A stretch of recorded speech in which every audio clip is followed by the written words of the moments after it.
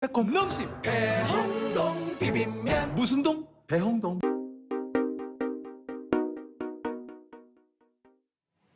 여러분 안녕하십니까? 5월 4일 뉴스플러스입니다. 먼저 오늘 주목할 소식들입니다. 삼성전자 서초 사옥에 입주해 있는 삼성생명이 오는 2026년 순화동의 호암 아트홀 건물로 이전하는 방안을 최근 확정했습니다.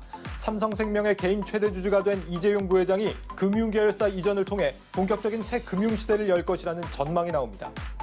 기업은행에 낙하산 인사가 잇따라 임명되면서 정부 눈치를 보는 정책도 늘어나고 있다는 지적입니다. 중소기업 금융 지원이라는 설립 목적에 집중하기 위해서는 투명한 인사 절차 도입이 시급하다는 진단입니다. BTS 소속사 하이브가 음반 사업 부문을 물적 분할해 빅히트 뮤직을 신설하는 안에 대해 글로벌 양대 의결권자문사가 찬성을 권고했습니다. 이달 열릴 임시주주총회에서 해당 안건의 통과 가능성이 높아졌다는 분석입니다. 장바구니 물가와 직결되던 농축 수산물값이 크게 오르면서 지난달 소비자 물가가 2.3% 상승했습니다. 3년 8개월 만에 가장 큰 오름폭으로 밥상 물가가 치솟으면서 서민들의 경제 부담도 가중되고 있습니다. 첫 소식입니다. 삼성생명이 강남시대를 끝내고 오는 2026년 서울 중구의 순화동으로 사옥을 이전합니다. 장기적으로는 삼성의 나머지 금융 계열사들도 새 사옥으로 모일 예정인데 강북의 새로운 문화중심지가 탄생할 거라는 기대감이 높아지고 있습니다. 장슬기 기자의 단독 보도입니다. 서울 서초구 삼성전자 사옥에 입주해 있는 삼성생명. 삼성생명은 오는 2026년 순화동의 호암 아트홀 건물로 사옥을 이전하는 방안을 최근 확정한 것으로 알려졌습니다.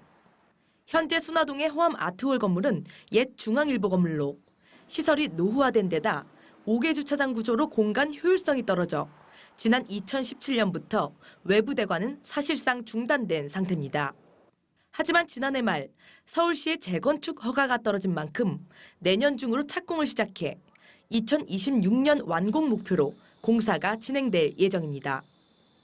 용적률 최고 861%로 높이 90m를 적용받고 지상 5에서 8층까지 대규모 클래식 전용 콘서트홀이 들어서 강북의 새로운 문화 핵심지가 될 것으로 기대를 모으고 있습니다. 여기에 완공이 되는 해 삼성생명이 현재 삼성전자 사옥에서의 강남시대를 마치고 입주하게 되면 또다시 강북에서의 삼성금융시대가 열리게 됩니다. 삼성생명은 공식 입장을 통해 아직은 사옥 이전 계획이 없다고 밝혔지만 내부적으로는 이미 전영묵 사장의 최종 결정이 난 것으로 전해집니다. 장기적으로는 삼성생명과 함께 삼성화재, 삼성카드 등 흩어져 있는 금융 계열사들을 한데 모을 것이란 관측이 유력합니다. 일각에서는 모든 금융 계열사들이 순화동 사옥에 입주할 경우 계열사 간 시너지 확대는 물론 이재용 부회장의 실용주의 경영 원칙과도 맞물릴 것으로 보고 있습니다. 특히 최근 삼성생명 지분을 확대한 이 부회장이 금융계열사 이전을 통해 본격적인 새 금융시대를 열 수 있는 발판을 만들 것이란 전망입니다. 한국경제TV 장슬기입니다. 설립 취지가 무색한 기업은행 소식 어제에 이어 추가로 전해드립니다. 정권이 바뀌면 기업은행에도 덩달아 바뀌는 게 있습니다. 바로 은행장과 임원입니다. 이때가 되면 불거지는 낙하산 인사 논란은 이번에도 여지없었습니다. 윤종원 행장 본인에 이어 최근에는 상임감사와 자회사에까지 여당 정치인 출신 인사가 임명됐습니다. 이런 인사 관행이 경영에도 고스란히 영향을 미친 탓인지 정부 눈치 보기식 경영 행태 역시 만연해지고 있습니다. 배성재 기자입니다. 하신 부분을 잘 듣겠고요. 것처럼 함정미달 낙하산이라고 말씀하셨지 않습니까? 저는 그렇지 않다고 생각합니다. 작년 초 취임 과정에서 낙하산 인사 논란이 불거지며 한 달 가까이 출근을 못했던 윤종원 IBK 기업은행장. 취임 당시 임원 선임 절차의 투명성을 개선하겠다고 약속했지만 과정도 기준도 모르는 낙하산성 인사는 여전합니다. 지난 2월에는 정재호 전 더불어민주당 의원이 신임 상임감사에 선임된 데 이어 지난달에는 자회사인 IBK 서비스 부사장직에 여당 예비후보에 출마한 이력이 있는 김상진 건국대 교수가 임명됐습니다. 각각의 선임 권한은 금융위원회와 기업은행 내부에 있다고만 알려져 있을 뿐 특별히 공개된 선임 기준은 없습니다. 전문가들은 이렇게 정부 유관단체의 인사 절차가 비공개로 진행되는 점을 강하게 비판합니다. 우리나라 공공기관에서 우리 주무부처가 공식적이지 않은 방법으로 인사에 많이 개입하고 있기 때문인데요. 그러니까 우리 사람을 받으면 나중에 뭘 잘해준다라든지 주무부처와 공공기관 간의 담합의 소지도 생기는 것이죠. 윤 행장 취임 당시 약속했던 노조 추천 이사제 도입이 최근 무산되면서 내홍에 휩싸인 점도 같은 맥락으로 풀이됩니다. 사회이사 임명권이 기획재정부와 금융위원회에 있어 노조가 추천한 사회이사가 선택받기란 쉽지 않은 구조기 때문입니다. 윤 행장은 직원을 포함해 다양한 채널로 은행 발전에 기여할 수 있는 전문가를 금융위에 제청할 계획이라고 말했지만 노조 측은 끝내 자신들이 추천한 인사가 탈락한 이유조차 알 수 없었다고 토로합니다. 부적격자라는데 부적격 이유를 정확하게 얘기하고 있지 않기 때문에 개인정보라는 거죠. 과정도 기준도 알 수 없는 인사가 되풀이되는 사이 정부 눈치를 보는 듯한 경영 행보도 나옵니다. 지난해 기업은행의 배당 성향은 29.5%. 기업은행 최대 주주인 기재부는 2019년보다 30% 넘게 늘어난 약 2,200억 원을 배당금으로 받았습니다. 기재부가 지난해 4차례 유상증자에 참여하면서 지분이 7% 늘어난 점을 고려해도 기재부 배당금은 최근 5년 동안 가장 많은 수준입니다. 또 금융위가 지난해 시중은행들의 배당률을 순이익의 20% 이내로 할 것을 권고했던 점을 돌이켜보면 기업은행에만 정부의 재정을 고려한 결정이 이어지고 있다는 의문이 고개를 듭니다. 중소기업 금융 지원을 목적으로 세워진 국책은행인 기업은행. 설립 취지인 중소기업 지원에 집중하고 낙하산 인사를 막기 위한 투명한 인사 절차 도입이 시급하다는 지적입니다. 한국경제TV 배성재입니다. BTS의 소속사 하이브의 음반사업부문 물적 분할에 대해 글로벌 양대 의결권 자문사가 찬성을 권고했습니다. 이들 자문사의 권고는 외국인과 기관 투자자들의 의결권 행사에 큰 영향을 미치는데 이달 중순에 열릴 임시 주주총회에서 이 안건 통과 가능성이 높아졌습니다. 정희영 기자가 단독 보도합니다. BTS 소속사 하이브의 음반사업부문 물적 분할에 글로벌 양대 의결권 자문사가 찬성을 권고하며 이번 달 열릴 임시주주총회에서 해당 안건 통과에 청신호가 들어왔습니다. 한국경제TV가 입수한 ISS와 글래스루이스의 하이브 임시주주총회 안건 분석 보고서에 따르면 음반사업 부문을 담당할 빅히트뮤직의 물적 분할안에 양사 모두 찬성을 권고했습니다. ISS는 찬성 권고 근거로 새로 분할될 기업이 자사주를 상장하지 않고 하이브의 완전한 자회사가 되는 만큼 기존 주주들에 미치는 영향은 중립적이라고 설명했습니다.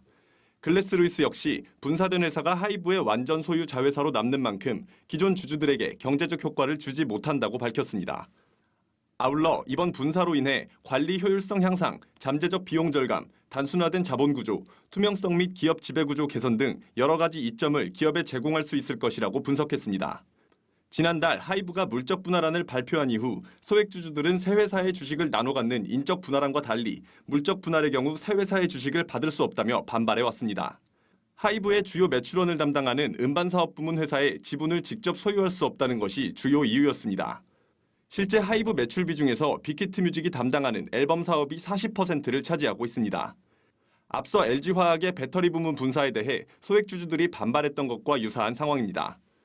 현재 하이브의 지분 구조는 방시혁 대표와 넷마블 등을 포함한 우호 지분이 약 58%이고 스틱 인베스트먼트가 7.57%, 국민연금이 5.11%, 주주명부 폐쇄일 기준 외국인 지분은 7.30% 정도로 추정됩니다. 임시주주총회 특별결의 사안의 경우 출석 주주의 3분의 2와 발행 주식 총수의 3분의 1 이상의 동의가 필요해 방시혁 회장 우호 지분만으로는 안건 통과 여부가 불투명했던 상황. 소액 주주들이 반발하고는 있지만 외국인과 기관 투자자들의 의사결정에 의결권 자문사의 권고안이 중요한 역할을 하는 만큼 글로벌 양대 자문사의 찬성 권고로 인해 안건 통과 기준을 충족하기에 수월해졌다는 분석이 나옵니다. 이번 하이브의 음원사업 부문 물적 분할안은 오는 14일 임시주주총회에서 주주들의 표결을 거쳐 최종 결정될 예정입니다. 한국경제TV 정희영입니다. 국회에서는 오늘 5개 부처 장관 후보자에 대한 인사청문회가 진행됐습니다. 부동산 다운 계약 문제를 비롯해서 해외 출장 가족 동행 논란, 또 증여세 탈루 의혹과 배우자의 고가 도자기 불법 반입 의혹까지 논란도 다양했습니다. 임동진 기자입니다. 야당 의원들은 과기부 장관 인사청문회의 시작과 동시에 임혜숙 후보자의 국가과학기술연구회 이사장 지원 당시 당적 보유 논란, 부동산 다운계약서 문제에 대해 강하게 비판했습니다. 취등록세를 면탈하고 양도세를 면탈하고 또 서초동가서 아파트 사면서 또 다운계약해가지고 논문 표절과 해외 출장 가족 동반 의혹에 대해서도 추궁을 이어갔습니다.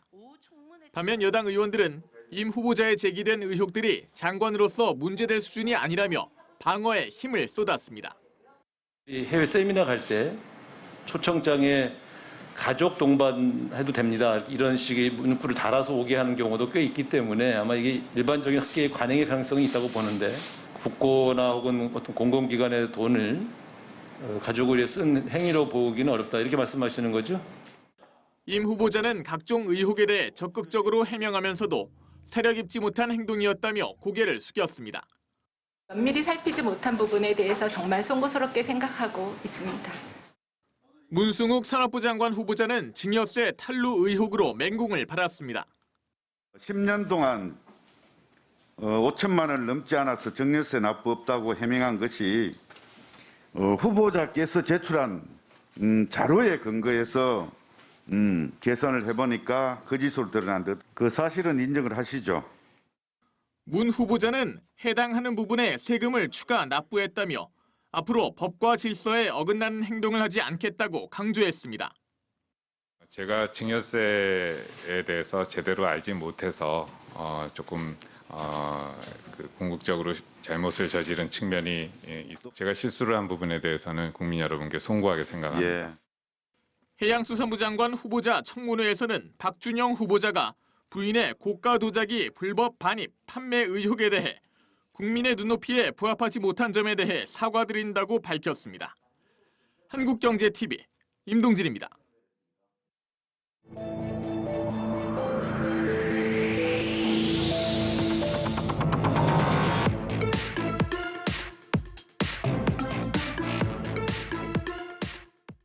네, 요즘 코로나 바이러스 변이가 끊이질 않아서 백신을 평생 맞아야 할 수도 있다 이런 우려가 일각에서 제기되고 있죠. 이렇다 보니 코로나 백신뿐 아니라 치료제의 중요성이 날로 커지고 있습니다. 특히 올 연말이면 해외에서 먹는 코로나 치료제가 나온다고 하고 또 우리나라가 개발한 치료제는 해외 수출을 포함해서 매출 규모가 1조 2천억 원에 달할 거라는 분석도 나오고 있습니다. 이 소식 성장기업부 김수진, 정재용 기자가 전해드리겠습니다. 김 기자, 최근 이 코로나 치료제 분야에서 제일 뜨거운 감자로 떠오르고 있는 게 어떤 겁니까? 네, 아무래도 경구용 치료제, 그러니까 먹는 약이죠. 요즘 예. 이게 제일 핫합니다. 최근에 백신으로 유명한 미국 제약사 화이자가 먹는 코로나 치료제를 연말까지 출시하겠다고 했거든요. 예. 그래서 이 원리가 뭐냐면 프로테아제라고 불리는 효소를 억제해서 코로나 바이러스가 체내에서 증식이 안 되도록 하는 건데요. 지난 3월 임상에 진입을 했습니다. 영국 정부도 그럼 발 빠르게 그럼 우리도 올해 가을까지 코로나 환자를 위해서 경구용 치료제 개발을 목표로 하겠다라고 밝혔고요.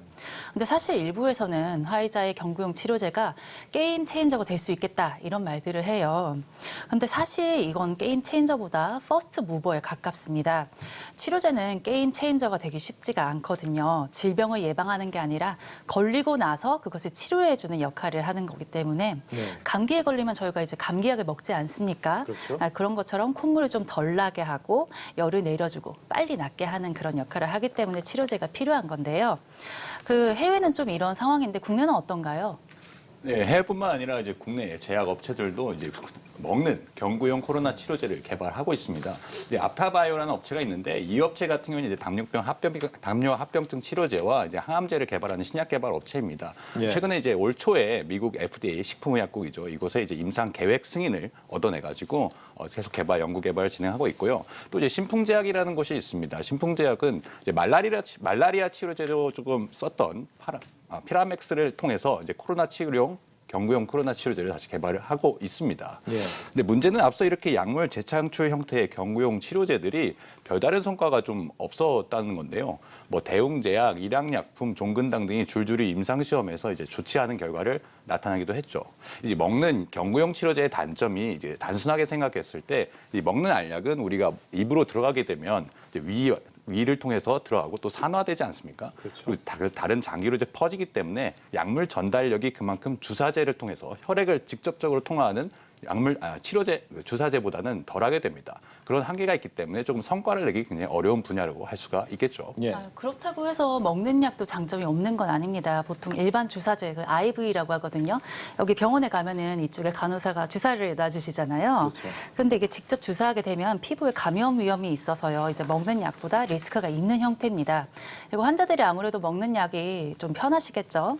그래도 현재 가장 광범위하게 쓰이는 치료제가 미국 길리어드 사이언스사의 렘데시비르인데요. 이게 주사제입니다.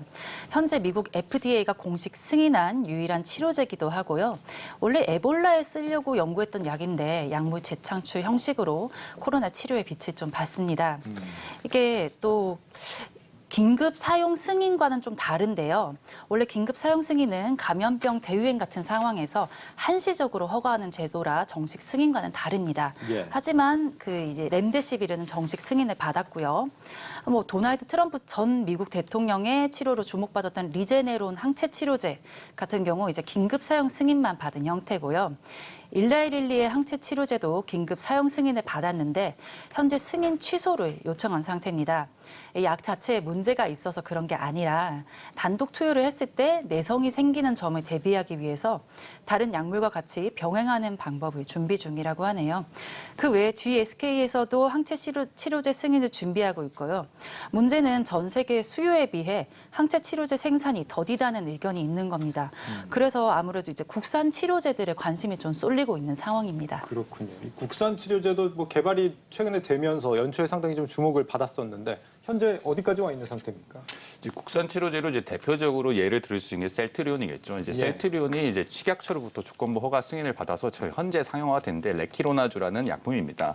이 레키로나주는 지난 3월에 이제 유럽 의약품청으로부터 사용 권고를 얻어서 전 세계 8개국, 그러니까 8개국 가운데 이제 수출을 논의 중이라고도 해요. 셀트리온 관계자한테 이제 직접 물어봤는데 도대체 그러면 8개국이 어떤 나라들이 있습니까? 라고 물어봤거든요. 근데 그거는 아직까지는 오픈할 수 없다. 공개가 안 됐군요. 네, 공개할 수는 없다. 이렇게 말을 하고 있어요. 이제 시장에서는 올해 이제 수출을 포함해서 레키로나주의 매출액을 적게는 8천억 원, 많게는 1조 2천억 원까지 내다보고 있습니다. 최근 13개 국가에서 1,300명을 환자를 대상으로 임상 3상에 진행한다는 소식이 또 알려지기도 했는데요. 긍정적인 결과가 나온다면 시장 진출이 가속화될 것으로 보이긴 하는데 이제 앞서 설명드리신 이제 렘데시비르에 비해서는 이거는 경증 환자, 고위험도의 경증 환자와 중등증 환자를 위한 치료제이기 때문에 그 투약률이 렘데시비르에 비해서는 조금 적다는 이런 한계도 있습니다. 그렇군요. 해외에서는 곧 이제 경구용 치료제가 나온다고 하고 우리 국산 항체 치료제도 해외 진출이 속도를 내고 있다. 이 외에도 혹시 뭐 또 다른 종류의 치료제 같은 게 있습니까? 네, 혈장 치료제가 아직 언급이 안 됐네요. 네. 앞서 언급된 항체 치료제 같은 경우 코로나에 걸렸다가 완치된 사람의 혈액 속에서 이제 코로나 바이러스와 싸울 수 있는 능력이 있는 항체, 그러니까 면역체를 뽑아내서 대량 생산할 수 있게 배양시켜서 만듭니다. 근데 혈장 치료제는요, 그냥 그 면역체를 정제해서 만들기 때문에 약간 대량 생산에 어려움이 있는 그런 구조인데요. 왜냐하면 완치자의 혈액이 지속적으로 필요하기 때문입니다. 그래서 효과는 좋겠지만 아무래도 대량 생산 때문에 걱정들이 좀 있습니다. 네. 그렇습니다. 이제 대표적으로 국산 혈장 치료제는 이제 GC 녹십자의 혈장 치료제 지코비딕주가 있습니다. 바로 지난주 금요일이었는데요. 식약처로부터 이제 조건부 허가 승인을 냈어요. 그래서 지금 심사 검토에 들어간 상황입니다. 여기서 이제 한 가지 해프닝이 있었는데 이제 지난주 금요일 오전에 언론 보도가 나오기 시작하면서 임상 시험에 필요한 완치자의 혈장 증여가 공급이 중단됐다. 이런 내용이 좀 나왔어요. 이게 무슨 말이냐면 혈장 치료제는 완치자의 혈장이 필요한데 임상 시험에 필요한 완치자의 혈장을 공급받는 걸 이제 중단시켰다는 공문이 나온 겁니다. 그러면서 이제 신약 개발을 포기한 것이 아니냐 이런 의혹이 조금 나오기도 했죠. 그리고 이게 더 큰 문제가 된 게 뭐냐면 기존에 이제 전 세계 그러니까 혈장 치료제를 개발하는 코로나19 혈장 치료제 얼라이언스라는 곳이 있는데 이곳에서 임상 시험 결과 별로 이렇게 효과가 크게 충족하지 못한다는 결과를 내기도 했기 때문에 더더욱 신약 개발에서 조금 포기를 할 수밖에 없다. 이런 내용이 좀 나오기도 했었죠. 그런데 이제 그 금요일에 바로 이제 GC 녹십자가 식약처에 조건부 허가 승인을 신청하면서 좀 사건은 일단락이 되기도 했습니다. 이제 승인이 되기만 하면 레키로나주에 의해서 국내에서는 두 번째로 이제 코로나 치료제가 되기도 하는데요. 일부 의료 현장에서는 지금 일부 쓰이고 있긴 한데 GC60전의 혈장 치료제를 코로나19 환자를 대상으로 이제 무상으로 공급하겠다고 밝힌 바 있습니다. 사실 지금까지 살펴본 치료제는 단순한 상품을 넣어서 코로나19 치료, 코로나19를 극복하기 위해서는 백신과 함께 치료제가 필수 요소라고 할 수가 있겠는데요. 예. 이제 치료제 개발에 이미 국민 혈세가 사실은 수백억 원 넘게 투입이 되고 있어요. 셀트리온에 500억 원, 그다음에 GC60자에도 한 60억 원 들어가 있거든요. 그렇기 때문에 우리 세금으로 만들고 있는 만큼 성공하기를 기원해야겠죠. 네, 알겠습니다. 성장기업부 김수진, 정재훈 기자와 함께했습니다. 잘 들었습니다.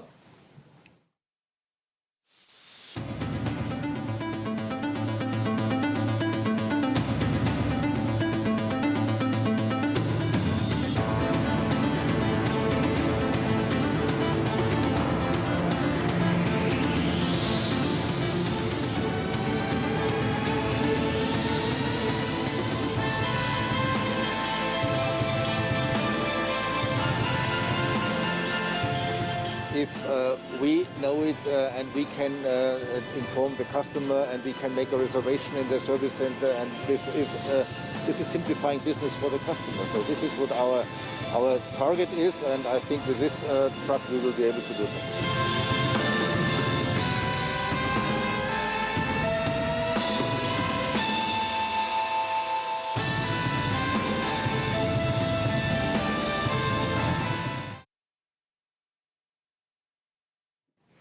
예, 지난달 우리나라 소비자 물가 상승률은 2.3% 올라서 3년 8개월 만에 최고 수준을 기록했습니다. 한국은행은 기준금리를 결정하기 위한 기준으로 물가 안정 목표치라는 걸 두고 있는데 이 기준인 2% 선을 보시다시피 넘어서면서 발표가 됐습니다. 자, 그런데 이런 수치가 나올 거라는 건 이미 알려져 있었죠? 그렇습니다. 앞서 지난달 30일 2억 원 기재부 1차관, 4월 소비자 물가가 일시적으로 2%를 웃돌 것이라고 말했습니다. 일시적 현상이라면서 시장의 불안감을 안심시키려는 그런 모습이지만 이 공식 발표도 전에 경제 고위 관료가 미리 수치를 언급하는 상황 자체가 이례적입니다. 예, 공교롭게도 이런 비슷한 흐름이 미국에서도 나타나고 있습니다. 파월 연준 의장을 비롯한 중앙은행 인사들은 이 물가 상승률 2%에 대해서 마찬가지로 일시적이라는 발언을 내놓고 있습니다. 하지만 시장 일각에서는 이런 시각에 그리 동의하지 않는 모습인데 물건값이 오르는 일은 있어도 웬만해선 잘 떨어지는 일은 없다는 겁니다. 그렇죠. 이 직원들 급여도 한 번 오르면 다시 삭감되는 일은 잘 없으니까요. 실제 이 알리안츠의 모하메드 엘 에리언 고문, 이 연준은 인플레이션이 일시적이라고 말하면서 스스로 궁지에 몰렸다며 이 중앙은행의 태도를 경고하고 있습니다. 예, 그렇다면 중앙은행들이 지금의 물가가 일시적이라고 말해야 할 이유는 뭘까요? 네, 바로 이 금리 인상 시기를 최대한 늦춰야 우리 경제의 충격을 완화할 수 있다는 판단 때문이겠죠. 이 포커 용어 중에 블러핑이라는 말이 있습니다. 자기 패가 좋지 않을 때 상대를 기권하게 할 목적으로 거짓으로 강한 베팅을 하는 걸 말합니다. 과연 물가 상승이 일시적이라고 말하는 각국 중앙은행들의 예견은 진짜일까? 아니면 더 이상 가진 패가 없어 허풍을 떨고 있는 블러핑일까?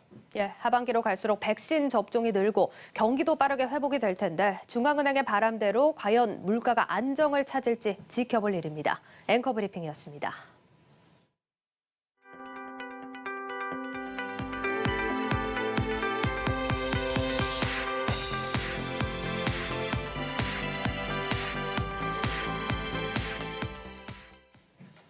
그동안 남양유업의 각종 사태에도 침묵으로 일관해오던 홍원식 회장이 드디어 입을 열었습니다.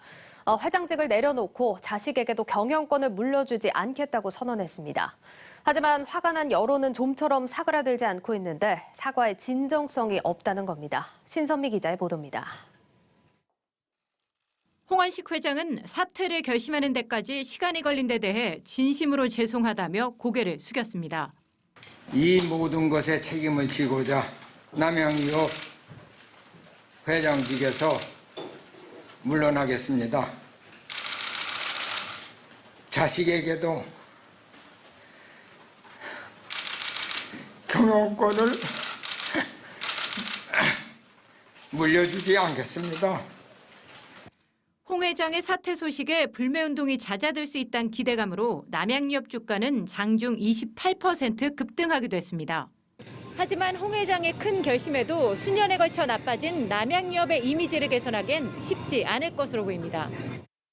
불매기업의 대명사가 된 남양유업의 추락은 2013년까지 거슬러 올라갑니다. 대리점 갑질 사태를 시작으로 외조카의 마약 투약, 경쟁사 비방 의혹의 불가리스 사태까지 8년간에 걸쳐 터진 악재들이 쌓인 결과이기 때문입니다. 약간 있었지만 뭐 지금처럼 그렇게 크게 나쁘진 않았어요. 너무 과장 광고해갖고 불신만 커지고 구매는 이제 보류하고 남양 자체를 보류하는 거죠. 지속된 소비자의 불매운동에도 불구하고 쇄신의 모습은 찾아볼 수 없었던 남양유업과 홍 회장에 대한 실망도 더해졌습니다. 이미지 추락과 함께 회사 상황도 급격히 악화했습니다. 지난해 영업이익은 4억 원대로 2018년 85억 원에 비해 95%나 추락했습니다. 이에 남양유업은 비상경영체제를 선포하고 긴축경영에 들어갔지만 홍 회장은 영업이익 4배에 달하는 16억 원의 연봉을 받았습니다. 홍 회장의 이번 대국민 사과에도 소비자들의 반응은 여전히 싸늘합니다. 구체적인 시행 방안이 없는 알맹이가 빠진 사과라며 위기를 모면하기 위한 퍼포먼스에 불과하다는 지적입니다. 진짜로 그렇게 할까요? 말은 그렇게 해놓고 별로 안 할 것 같아서 그냥 보여주기식 사과? 또 쇼하고 있네 이런 느낌이 들어요. 홍 회장이 이 선으로 후퇴해도 기업 지배력에는 문제가 없다는 점도 이 같은 여론을 뒷받침합니다. 남양유업 사내이사 4명 중 3명이 홍 회장 가족인데다 홍 회장 지분을 포함해 총수일가 지분이 53.85%에 달하기 때문입니다. 결국 홍 회장 일가가 보유하고 있는 남양유업 지분을 어떻게 정리하는지가 이번 사과의 진정성을 뒷받침하는 잣대가 될 것이란 지적입니다. 한국경제TV 신섬입니다. 킹덤 스위트홈 승리호. 전 세계 시청자들은 이런 한국의 대작들을 그동안 넷플릭스를 통해서 봐왔습니다. 그런데 이제는 넷플릭스도 긴장을 해야 할 것 같습니다. 디즈니를 비롯해 중국의 OTT까지 우리 콘텐츠를 잡기 위해 팔을 걷어붙였다고 합니다. 방서우 기자가 보도합니다. 국내 미디어 그룹 뉴의 콘텐츠 제작 계열사인 스튜디오 NU는 최근 미국 월트 디즈니사와 손을 잡았습니다. 앞으로 5년간 디즈니의 OTT 플랫폼인 디즈니 플러스에 매년 한 편 이상의 콘텐츠를 공급하기로 했는데 텐트폴 드라마 무빙과 강다니엘 주연이 유력한 너와 나의 경찰 수업이 그 스타트를 끊을 것으로 보입니다. 또한 넷플릭스에서 킹덤 돌풍을 일으켰던 A스토리도 전지현, 주지훈 주연의 드라마 지리산은 중국 OTT 플랫폼인 아이치이에서 틀기로 했습니다. 초록뱀 미디어의 어느 날과 BTS 세계관 드라마인 뉴스 역시 글로벌 OTT 방영을 염두에 두고 다양한 사업자들과 논의 중인 것으로 알려졌습니다.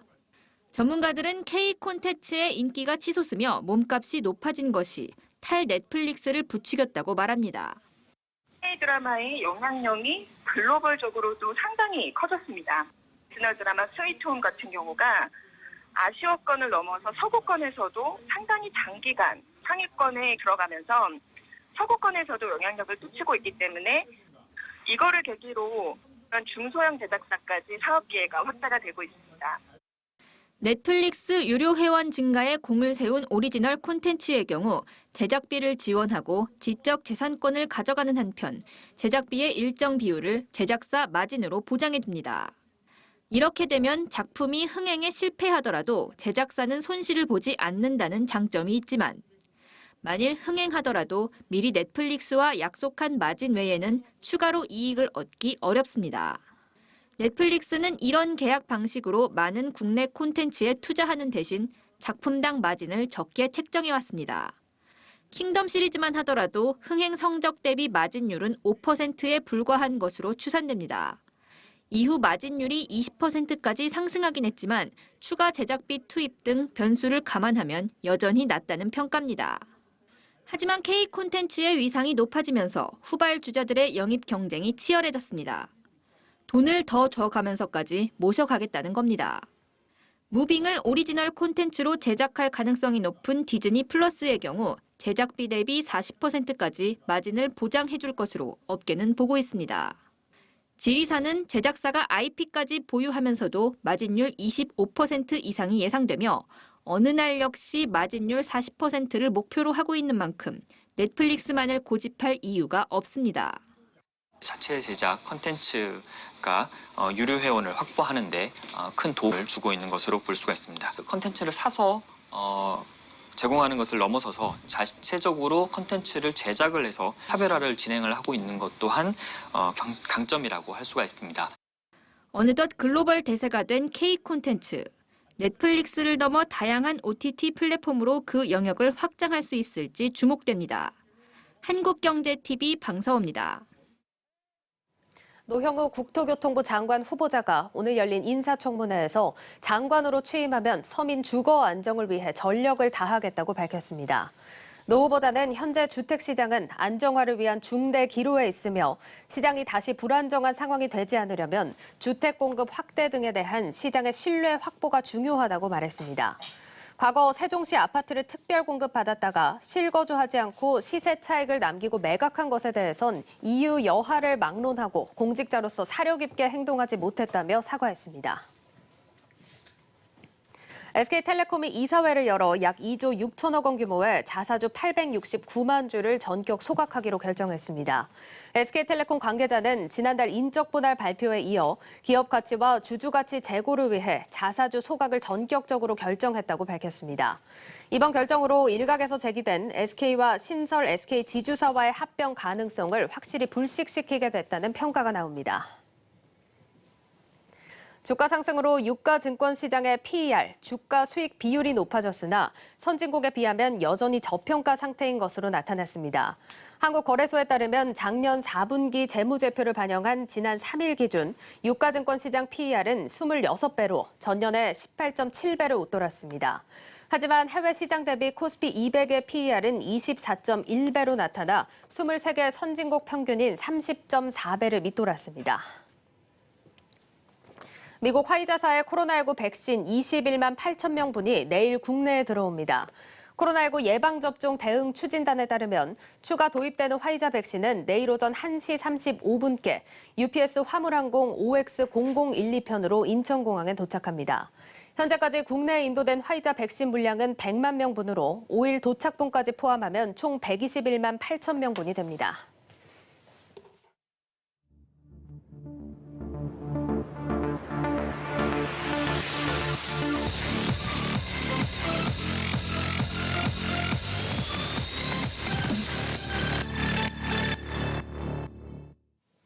네, 박혜린 증권부 기자와 함께하는 뉴스앤마켓 시간 시작하겠습니다. 자, 오늘 우리 시장은 좀 등락이 있는 하루였습니다. 그래도 오늘 가장 큰 소식을 전해준 SK텔레콤에 대한 이야기 증권부 박혜린 기자와 함께 이야기 나누겠습니다.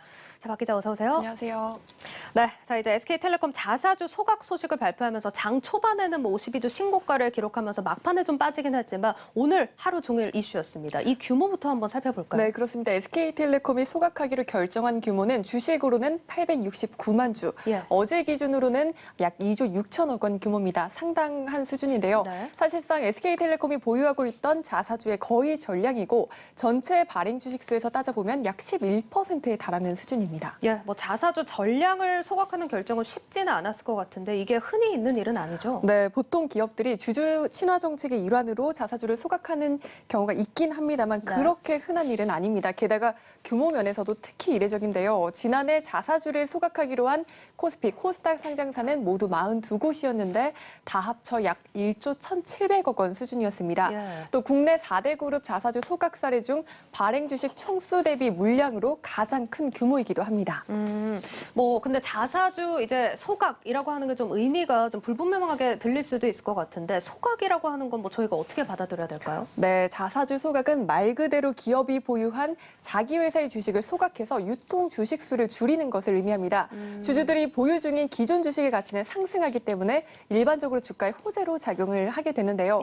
사실 증권가에선 지난달부터 SK텔레콤이 자사주를 소각할 것이란 말들이 나오던 상황이었습니다. 이미 어느 정도 뭐 시장에서는 예견을 했던 상황. 상황인 거네요. 네, 맞습니다. SK텔레콤이 지난달 인적 분할을 발표를 했죠. 네. 잠시 설명을 드리자면 SK텔레콤은 회사를 둘로 쪼개기로 했습니다. 편의를 위해 사업회사이자 존속법인을 A, 또 투자회사이자 신설법인을 B라고 말씀을 드리겠습니다. 예. A는 통신사업을 하면서 SK 브로드밴드 등을 자회사로 두고 B는 중간지주회사로 SK 하이닉스를 비롯해 비통신 계열사들을 자회사로 두는 방식으로 분할하겠다라고 밝힌 건데요. 예. 앞서서 이제 저희 코너에서도 박 기자가 또 설명을 해준 적이 네, 있죠. 그렇습니다. 그런데 시장에선 추후 B와 SK주가 합병해서 SK 하이닉스를 SK주의 자회사로 만들 것이란 의구심 섞인 목소리들이 나왔었습니다. 예. SK텔레콤은 신설회사인 B와 SK주의 합병 계획이 없다라고 밝혔지만 시장에선 그룹의 핵심 계열사인 SK 하이닉스를 SK주가 아닌 중간지주사 하에 두는 게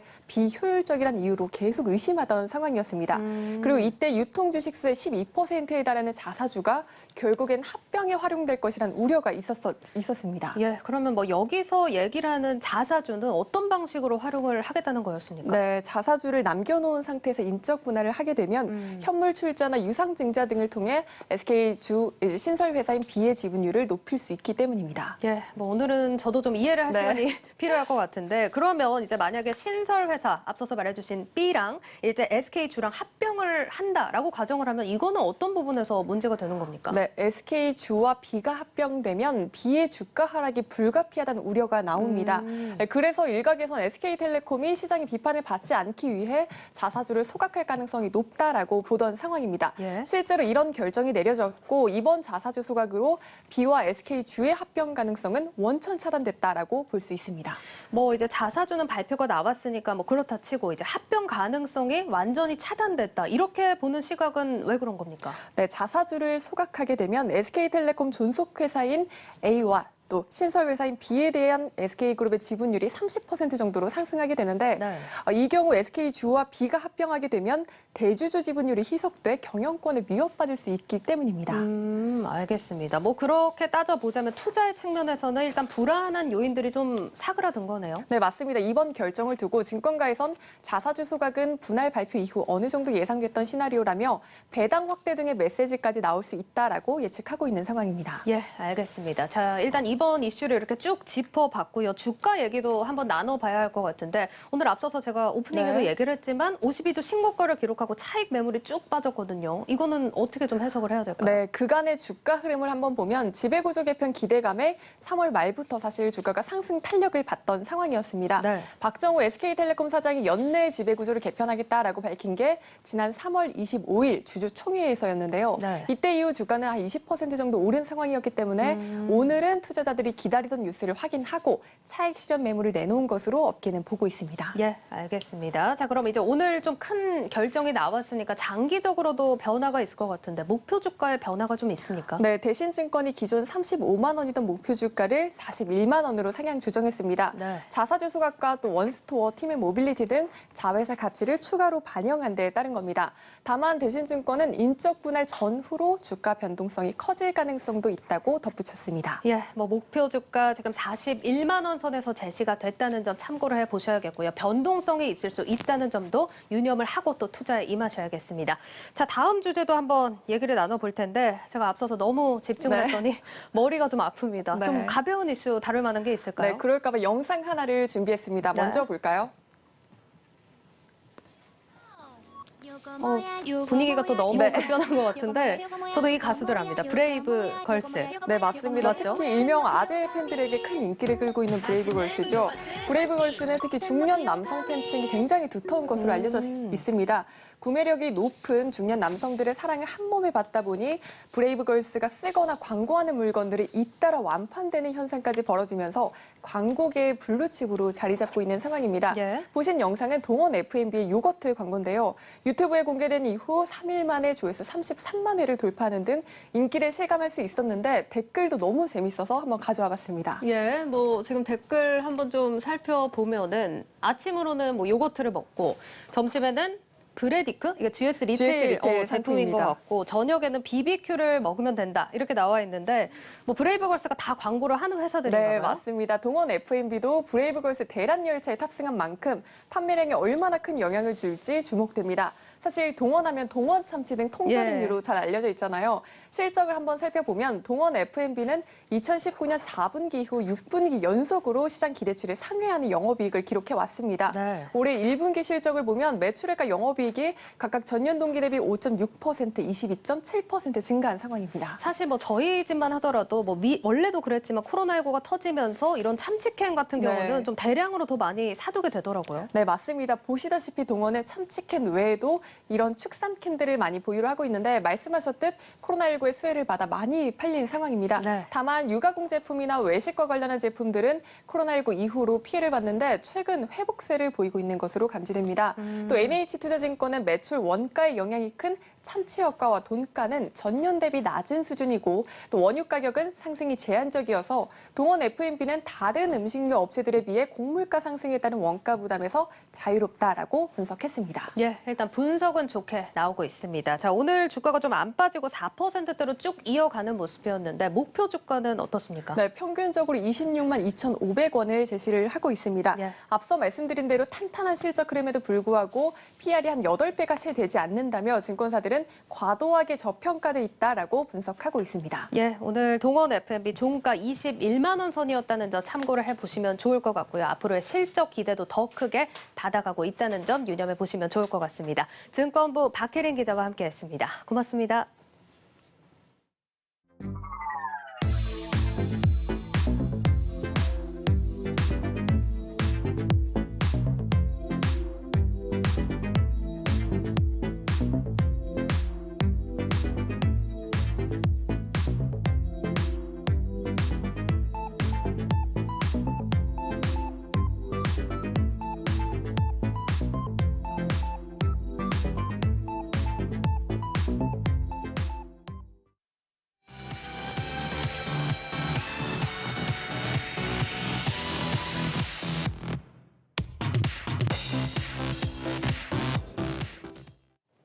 플러스픽 시간입니다. 이지우 기자와 함께하겠습니다. 이 기자, 첫 번째 키워드 바로 보죠. 네.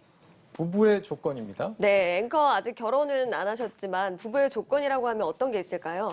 글쎄요, 뭐 제 주변의 사람들 들어보면 일단 뭐 사랑해서 결혼했다고 다들 그러던데 사랑이 조건 아닙니까? 네, 알겠습니다. 재미가 없군요. 여러 이유가 있겠지만 부부로서 함께 성장한다 이런 조건을 채우지 못해서 이혼한 부부가 있었습니다. 바로 빌 게이츠 부부인데요. 이 얘기를 오늘 해드리려고 합니다. 그렇죠. 이혼한다는 소식이 화제가 됐는데 정말 이혼에 그렇게 뭐 멋진 이유라는 게 있을까요? 네, 일단은 트위터에 이혼 사실을 좀 밝혔는데요. 함께 성장할 수 없었다. 이런 거 말고는 구체적인 사유는 밝히지 않았습니다.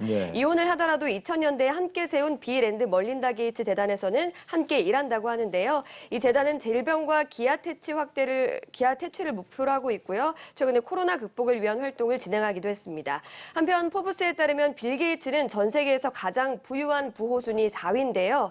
이번 이혼 결정에 따라서 천문학적인 규모의 재산 분할도 이뤄질 가능성이 있습니다. 사람들이 이혼 사유보다도 재산 분할에 더 관심이 많은 것 같아요. 그래서 이게 어떻게 분할이 되는 겁니까? 우선 빌 게이츠는 우리 돈으로 29조 원이 넘는 마이크로소프트 주식 1.37%를 보유하고 있습니다.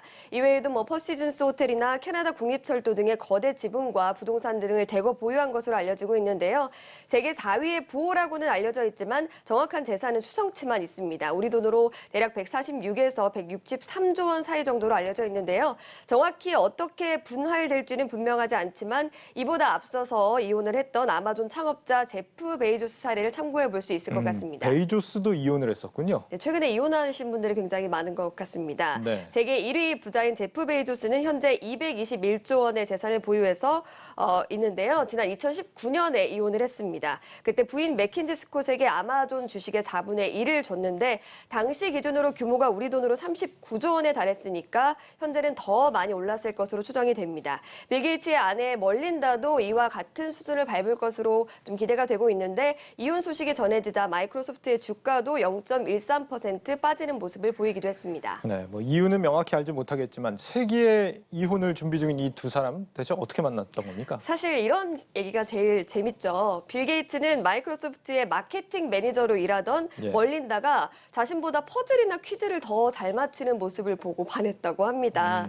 하지만 바쁜 회사 일로 제대로 데이트를 못했다고 하는데요. 있는데요. 빌 게이츠가 문득 결혼하고 싶은 마음이 생긴 게 너무 신기했다 이렇게 전하기도 했는데 이후 새 아이를 낳았고 자녀들이 모두 성인이 되기를 기다렸다가 공식적인 이혼 절차에 들어간 것으로 알려지고 있습니다. 만남 방식이 상당히 좀 공학도스럽게 만난 것 같은데 네. 진짜 이혼한 이유가 뭔지 정말 궁금하네요. 네, 취재하고 알게 되면 알려드리겠습니다. 네, 뭐 안 사랑해서겠죠. 뭐 네. 다른 이유 있겠습니까? 네. 네, 다음 키워드 보겠습니다. 네. 네, 대화가 필요해라고 돼 있네요. 네, 최근에 코로나 팬데믹으로 재택근무하시는 분들 굉장히 많으시죠. 이렇게 모든 직원들에게 재택근무를 최초로 지시한 회사가 바로 구글입니다. 그런데 구글에서 다시 한번 직원들을 사무실로 출근할 것을 권고하고 있어서 이 얘기를 해드리려고 합니다. 재택근무의 선두주자였는데 최근엔 다시 출근을 시키고 있다. 이유가 뭔지 궁금해지는데요. 오늘 질문을 좀 많이 드리는데 혹시 친구나 또 네. 애인이랑 싸울 때 온라인이 아니라 이렇게 얼굴을 마주보고 했을 때 더 잘 풀리는 경우가 있으셨습니까? 보통 그러면 더 화가 나던데요. 왜요? 네. 얼굴이 상대가 원래는 이제 화가 나면 도망치라고들 많이 하잖아요. 네. 그 자리에서. 네. 원고랑 안 맞나요? 네, 안 맞는 것 같은데요. 예. 네, 바로 회사에서도 이런 대화가 좀 필요한 것으로 보입니다. 저는 대화를 했을 때 훨씬 더 잘 풀리는 경우가 많았거든요. 네네. 뉴욕타임스는 더 많은 직원들이 더 좁은 공간에 함께 있어야 좋은 협업이 이루어진다면서 구글의 복지도 결국에는 직원들을 사무실에 오래 머무르게 하기 위한 방안이다 이렇게 말하고 있습니다. 결국 실리콘밸리의 혁신은 자유로운 만남과 또 토론에서 나오는데 이를 위해서는 출근이 필수적이기 때문에 구글이 다시 사무실로 직원들을 불러 모으고 있는 겁니다. 그렇군요. 그래도 그렇지 코로나 시국인데 이 타이밍에 출근을 시키는 건 조금 시대에 역행하는 거 아닌가 싶은 생각도 드는데요. 그렇죠. 이 시국에 잘못하면 욕먹을 수도 있습니다. 그래서 코로나 시대에 맞게 사무실을 좀 변경했다고 하는데요. 네. 사진을 좀 준비를 했습니다. 보시는 것처럼 의자와 책상이 있고 그다음 화이트보드가 있는 1인용 격리용 모듈인데요. 이 모듈을 통해서 회사 전체를 다시 새롭게 조립을 할 수가 있다고 합니다. 또 격리용 사무실을 꾸며놨으니까 코로나 걱정 없이 안심하고 출근하라 이런 구글의 입장인 것 같습니다. 또 다른 사진도 있는데요. 이거는 캠프파이어라고 불리는 회의실입니다. 보시는 것처럼 회의 참석자와 화상 참석자가 번갈아 가면서 앉아있죠. 마주하고 앉아있는 것보다 훨씬 더 친근하게 같이 있다는 느낌을 받기 위해서 캠프파이어처럼 이렇게 회의실을 구성했다고 합니다. 그렇군요. 저런 사무실 조건이면은 재택 안 할 만할 것 같습니다. 네. 재택근무를 하면은 확실히 좀 구성원 간의 소통 같은 게 좀 단절이 되는 이런 느낌도 있는 것 같아요. 네, 맞습니다. 사실 구글이 과거에 재택근무를 했을 때도 이 소통에 대해서 굉장히 고심을 한 것으로 좀 드러나고 있는데요. 재택근무 초기에 생산성이 좀 하락하자 간부진과 직원의 접촉을 좀 늘리고 직원들에게 중요한 것이 무엇인지를 알리기 위해서 의식조사를 진행했다고 알려집니다. 예. 하지만 이마저도 대면 커뮤니케이션이 가져오는 창의성, 생산적에 비할 바는 아니었는데 이런 이유로 뭐 아마존이나 마이크로소프트, 페이스북 같은 재택근무에 나섰던 기업들이 다시금 직원들을 사무실로 불러들이고 있습니다. 팬데믹으로 앞으로 좀 근로 문화가 좀 더 재택근무 형태로 많이 바뀔 것이다 이런 예상들이 있었는데 오히려 그 정반대의 결과가 나온 거군요. 네. 우리도 비슷한 추세인 겁니까? 우리도 상당히 좀 혁신적인 근무 환경들이 좀 있었습니다. 일단 예. 제가 찾아보니까 라인 같은 경우에는 직원들이 원하는 곳에서 일할 수 있도록 한 달 숙박비 200만 원을 제공하고 있다고 하고요. SK텔레콤은 근무 장소에 구애받지 않고 근무할 수 있도록 서울과 경기 지역에 거점 오피스를 만들었고 카카오게임즈는 주 4일 근무제를 격주로 확대했고요. 배달의 민족을 운영하는 우한 형제들의 월요일 출근 시간은 오후 1시라고 합니다. 저는 이게 제일 부러웠는데 네. 어쨌든 많은 기업들이 재택근무의 장점을 사무실로 이식하는 방안을 계속해서 고민하고 있는 상황입니다. 그렇군요. 이 기자도 이제 플러스픽 때문에 출연하느라고 매일 출근을 하고 있는데 오늘 준비한 소식을 보면 확실히 재택근무보다는 출근이 낫다는 생각을 하고 있는 것 같아요. 그렇죠? 네, 맞습니다. 알겠습니다. 네, 소통을 더 자주 했으면 좋겠습니다. 알겠습니다. 네. 네, 다음 키워드 보겠습니다. 네. 네, 누구냐 넌 이렇게 돼 있습니다. 네, 저 좀 찔리긴 하는데요. 가끔 카카오톡 프로필 사진 보면서 너무 잘 나와서 누구나 넌 이렇게 외칠 때가 있습니다. 제 사진 보면서 그런 생각 하셨습니까? 뭐 그 사진 보면은 이제 누군지 모르겠을 때가 많이 있더라고요. 네, 기자 어쨌든. 사진 보면. 네. 그런데 조금 다른 의미에서 앞으로 네이버의 프로필 사진도 좀 신경을 쓰셔야 될 것 같습니다. 네. 13일부터 네이버 뉴스에 댓글을 달면 프로필 사진이 공개되면서 이 사람의 신원이 공개가 되는 거기 때문인데요. 기존에는 뭐 댓글을 쓰면 아이디 가린 거 4개만 좀 공개가 됐고 작성자의 댓글 이력까지는 확인을 할 수가 있었습니다. 하지만 네이버에 따르면 이렇게 해서는 사용자 인지가 여전히 어렵다는 의견이 있었기 때문에 때문에 기사 댓글 목록에 프로필 사진을 함께 서비스하기로 했다. 이렇게 취지를 설명하고 있습니다. 댓글을 달면 프로필 사진이 뜬다. 이게 이제 악성 댓글을 막겠다 이런 취지인 거죠? 네, 앞서 네이버는 악플에 시달리던 유명 인사들이 극단적인 선택을 하자 스포츠 뉴스와 연예 뉴스에 댓글을 폐지한 바 있습니다. 예. 그렇게 해서 지난해 상반기에 악성 댓글 작성이 감소해서 규정 위반으로 삭제한 댓글 건수가 60% 넘게 좀 줄었다고 하는데요. 이렇기 때문에 좀 의미가 있었다고 볼 수 있겠습니다. 네, 바뀐 정책의 효과를 어느 정도 보고 있다는 건데 그런데 이게 검열이다 이런 지적도 있다고요? 그렇죠. 뉴스 댓글을 달 때마다 프로필이 공개되면 표현의 자유를 침해할 수 있다. 이런 의견들도 좀 나오고 있습니다. 더욱이 네이버 뉴스 프로필은 블로그나 지식인 프로필과도 연동할 수 있어서 개인을 식별하는 것을 넘어서 특정할 가능성도 배제할 수 없다는 게 이용자들의 주장인데요. 누리꾼들은 프로필까지 공개한다는 거는 댓글 쓰지 말라는 거냐, 또 범죄자 얼굴은 가려주면서 댓글 쓰는 사람은 다 공개하라는 거냐 이런 반응을 보이기도 했고요.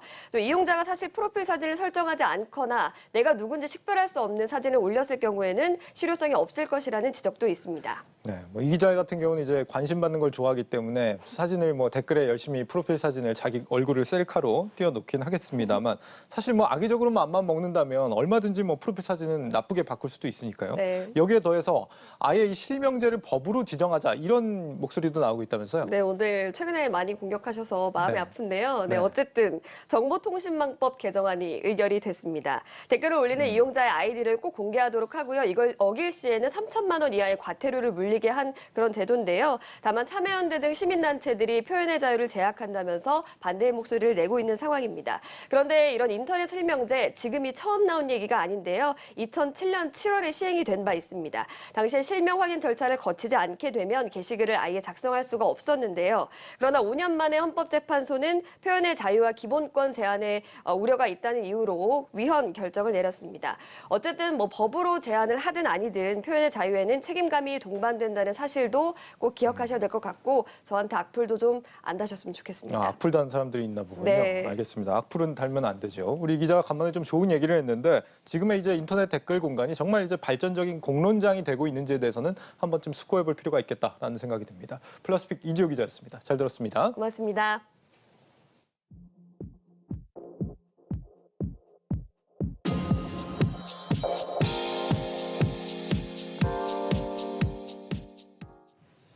놓치면 속상한 글로벌 뉴스입니다. 현대 기아차가 지난달 미국에서 월간 최다 판매 기록을 갈아치웠습니다.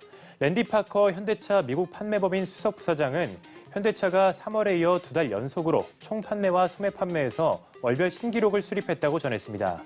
현대차 그룹은 현대차와 기아의 4월 미국 판매량이 작년 동기보다 127.1% 증가한 15만 994대라고 밝혔는데요. 미국에서 처음으로 15만 대 판매를 돌파했습니다. 현대차와 기아는 지난 3월에 14만 4,932대로 역대 최다 판매 기록을 세운 데 이어서 2달 연속 최다 판매 기록을 경신했습니다. 포드 자동차 소식도 살펴보죠. 미국의 자동차 회사 포드가 2025년까지는 미국에서 충분한 전기차 판매량을 확보하고 자체 배터리를 생산할 것이라고 밝혔습니다. CNBC에 따르면 포드의 타이탱 CEO는 포드의 현재 전기차 판매량으로는 자사 배터리 공장 신설을 정당화할 수 없지만 2025년까지는 배터리 공장 신설을 정당화할 수 있을 만큼의 충분한 판매량을 확보할 것이라고 말했습니다. 타이탱의 이런 발언은 포드차가 이제까지 제시했던 전기차 배터리 생산과 관련된 가장 구체적인 일정이라고 합니다. 다음 소식입니다. 투자의 귀재로 불리는 워렌 버핏과 미국 온라인 증권사 로빈후드 간의 설전이 있었습니다. 어제 글로벌 뉴스에서 미국 개인 투자자들이 주식에 올인하고 있다고 전해드렸는데요. 이에 대해 워렌 버핏이 로빈후드가 주식 투기 열풍을 조장했다고 비난한 겁니다. 지난 1일에 열렸던 버크셔 해서웨이 주주총회에서 워렌 버핏과 부회장 찰리 먼거는 로빈후드가 주식 거래를 카지노처럼 만들고 사람들이 투기하도록 조성했다고 지적했습니다. 이에 대해 로빈후드는 가장 유명한 투자자 2명이 신세대를 모욕했다라고 반발했는데요. 로빈후드는 미국 젊은 층이 주 고객으로 있는 온라인 증권사입니다. 마지막 뉴스입니다. 미국에서 생산된 코로나19 백신의 해외 공급이 본격화될 전망입니다. 블룸버그 통신에 따르면 제프 자이언츠 백악관 코로나19 조정관은 화이자가 미국에서 생산한 코로나19 백신을 수출하기로 결정한 것에 대해 백신 부족에 시달리는 다른 나라들을 도울 수 있어서 기쁘다라고 밝혔는데요. 이는 화이자가 미국 정부를 거치지 않고 백신을 직접 수출하는 것에 대한 바이든 행정부의 사실상 첫 공식 승인입니다. 지금까지 글로벌 뉴스 박찬희였습니다.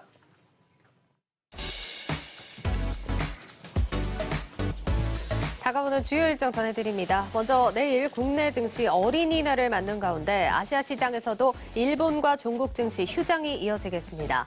이어 미국에서는 3월 무역 수지 지표와 함께 샌프란시스코와 미니애폴리스 연은 총재의 연설이 예정돼 있고 세계 1위 제약업체 화이자의 1분기 실적이 발표됩니다. 더불어민주당 신임 지도부가 부동산 정책을 본격 검토하고 나섰죠. 그렇습니다. 앞서 송영길 신임 당대표가 청년과 무주택자에 대한 파격적인 대출 완화를 강조해왔기 때문에 정부가 제공하는 주택담보대출의 대상과 한도를 크게 늘려주는 방안이 유력하게 거론되고 있습니다. 하지만 여당 내부를 비롯해 정부에서도 이 규제 완화에 반대하는 목소리가 나오고 있죠. 입주 물량이 적은 지금 같은 시기에 대출 규제 완화가 자칫 시장에 기름을 붓는 꼴이 될 수 있다는 겁니다. 맞습니다. 무주택자의 내 집 마련을 돕기 위해 지금 필요한 것은 빚이 아니라 집입니다. 뉴스플러스를 마치겠습니다. 여러분 고맙습니다.